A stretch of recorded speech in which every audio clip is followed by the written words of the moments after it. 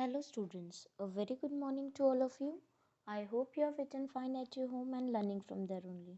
So students, we are going to start a very new chapter from your class, that is class 7th, chapter number 11, transportation in animals and plants. So students, we have learned that organisms perform various life processes. अब तक हमने देखा कि organisms जो होते हैं बहुत तरह के life processes कैरिड आउट करते हैं उनके सर्वाइवल के लिए। ठीक है, तो इस चीज़ के लिए उन्हें बहुत सारे यूज़फुल मटेरियल्स की ज़रूरत होती है, जैसे food, water, oxygen etcetera. So they also produce some waste materials. In behalf of this वो कुछ वेस्ट मटीरियल्स भी प्रोड्यूस करते हैं, जैसे कार्बन डाइऑक्साइड हुआ, यूरिया हुआ। So these waste materials are harmful for a body. ये हार्मफुल होते हैं हमारी बॉडी के लिए, इसलिए इन सब्सटेंसेस को हमारी बॉडी से एक्सक्रीट आउट यानी रिमूव्ड आउट करना पड़ता है। Okay, so let's begin the chapter transport in humans, that is circulatory system. So students, human circulatory system consist of blood, okay, and blood vessels and heart. Circulatory system जो होता है पूरा हमारी body का तीन मेन चीज़ों से बना हुआ होता है, blood, blood vessels and heart. In this chapter we are going to learn about all the three things, that is blood, blood vessels and heart. Okay, so students, blood, what is blood?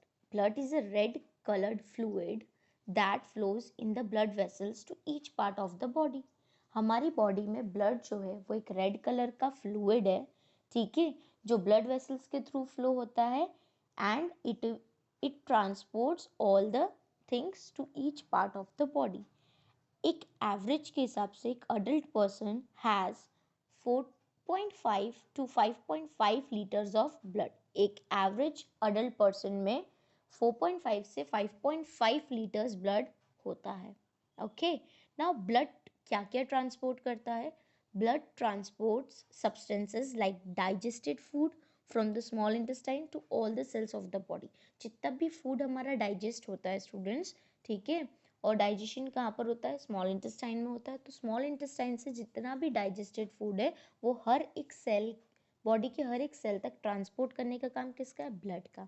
Second thing, blood transport oxygen to the lungs, ठीक है, oxygen, sorry, it will transport oxygen from the lungs to all the parts of the body and carbon dioxide from cells to the lungs। मतलब oxygen वो lungs से लेकर के जाता है और हर एक बॉडी के सेल्स को देता है, फिर वहाँ से कार्बन डाइऑक्साइड कलेक्ट करता है और वापस लंग्स तक लेकर आता है। थर्ड थिंग वो क्या ट्रांसपोर्ट करता है? It will transport waste products from the body cells for removal of the body. जितना भी वेस्ट प्रोडक्ट होता है बॉडी सेल्स का वो सब रिमूव करने में भी हेल्प करता है। Okay, now the blood consist of two components, fluid component and solid component. Blood के दो कंपोनेंट होते हैं, फ्लूइड कंपोनेंट जिसको हम बोलते हैं ब्लड प्लाज्मा, और सॉलिड कंपोनेंट जिसमें आते हैं ब्लड सेल्स जैसे आरबीसीज, डब्ल्यूबीसीज एंड प्लेटलेट्स।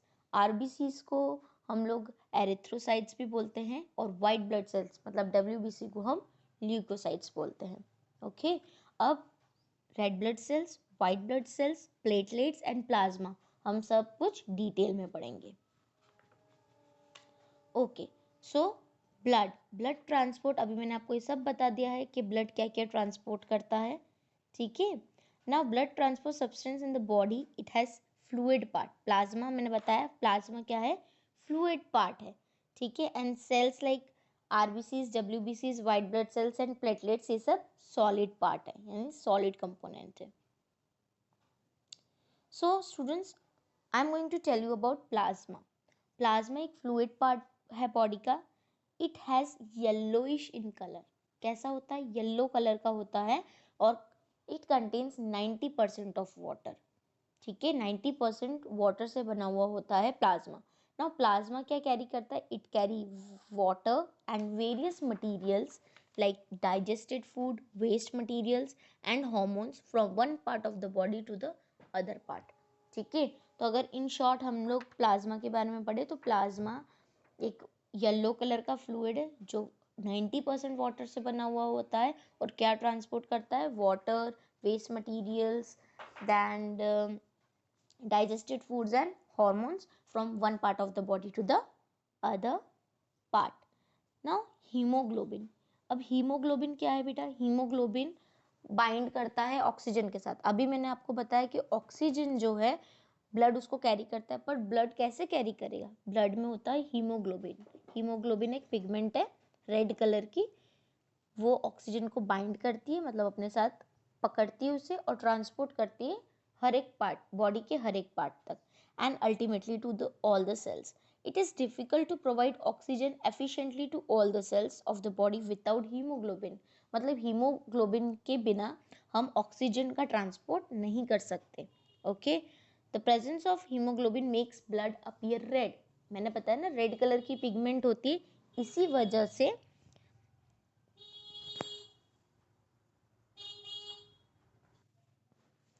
वजह से ब्लड का कलर जो होता है वो बेटा रेड होता है. Okay, now before starting the blood vessels हम लोग धीरे धीरे करके पहले आरबीसीज, डब्ल्यूबीसीज और प्लेटलेट्स के बारे में पढ़ लेते हैं. सो आरबीसीज जिसको हम एरिथ्रोसाइट्स भी बोलते हैं, एक रेड ब्लड सेल्स होते हैं because they are red in colour. ठीक है, रेड कलर के क्यों होते हैं? क्योंकि उनमें हीमोग्लोबिन रेड पिगमेंट प्रेजेंट होती है. ठीक है, the haemoglobin of the RBCs अभी मैंने बताया क्या ट्रांसपोर्ट करेगा? ऑक्सीजन ट्रांसपोर्ट करेगा. राइट, आरबीसीज कहाँ पर बनते हैं? RBCs are produce in the red bone marrow. Red bone marrow में आरबीसीज बनते हैं. अब रेड बोन मैरो क्या है? एक सॉफ्ट टिश्यू है in the central cavity of bone. Bone के अंदर एक सेंट्रल कैविटी है, उसको हम बोलते हैं bone marrow. The average life span of RBCs, मतलब आरबीसीज कब तक जिंदा रह सकते हैं? 120 डेज तक आरबीसी जिंदा रह सकते हैं. They are disc shaped and small in size. Disc shaped के होते हैं और छोटे होते हैं साइज में. डब्ल्यूबीसीज मतलब वाइट ब्लड सेल्स की अगर हम बात करें तो उनको ल्यूकोसाइट्स भी बोलते हैं. डब्ल्यूबीसीज जो होते हैं बेटा दे आर कलरलेस होते हैं, इरेग्युलर शेप के होते हैं और बहुत कम होते हैं, very few in number, but they are bigger in size than RBCs. ये आरबीसीज से थोड़े बड़े होते हैं. अब मेन फंक्शन क्या है आरबीसीज का? डब्ल्यूबीसीज का मेन फंक्शन है जर्म्स के अगेंस्ट फाइट करने का. ठीक है, अगर हमारी बॉडी के अंदर कोई भी जर्म्स, कोई भी बैक्टीरिया आ जाता है तो उनसे फाइट करने का काम किसका है? डब्ल्यूबीसीज का है. ठीक है, डब्ल्यूबीसीज हमें डिजीज से प्रोटेक्ट करके रखते हैं. नेक्स्ट इज प्लेटलेट्स या थ्रोम्बोसाइट्स इन्हें बोलते हैं. प्लेटलेट्स जो होते हैं अगेन ये भी कलरलेस होते हैं, राउंड होते हैं, टाइनी सेल्स होते हैं जो कि बोन मैरो में प्रेजेंट होते हैं. अगर कोई भी पर्सन इंजर्ड हो जाता है तो then blood starts flowing from the cut. अगर आपको कहीं चोट लगती है, कट लग जाता है तो वहाँ से आपको ब्लड निकलने लगता है. ठीक है, लेकिन the body cannot afford to let blood flow out of the body. लेकिन आपने देखा होगा कंटिन्यूसली आपकी बॉडी से ब्लड नहीं निकल रहा होता है. ठीक है, बिकॉज बॉडी इतना ब्लड लॉस नहीं बेयर कर सकती है.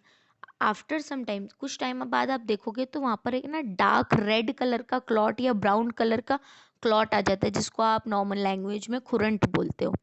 ठीक है, तो ये क्लॉट कैसे आता है? ये जितने भी प्लेटलेट्स होते हैं ये वहाँ पर जाके आपके कट पे जा कर के इकट्ठा हो जाते हैं और ब्लड को फ्लो करने से, ब्लीड करने से रोकते हैं.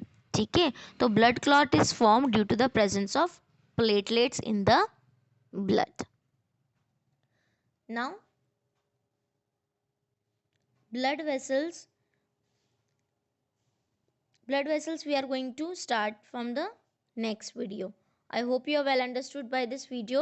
If any doubt is there you can write in the comment section, and if you are well understood by this video then keep liking the video.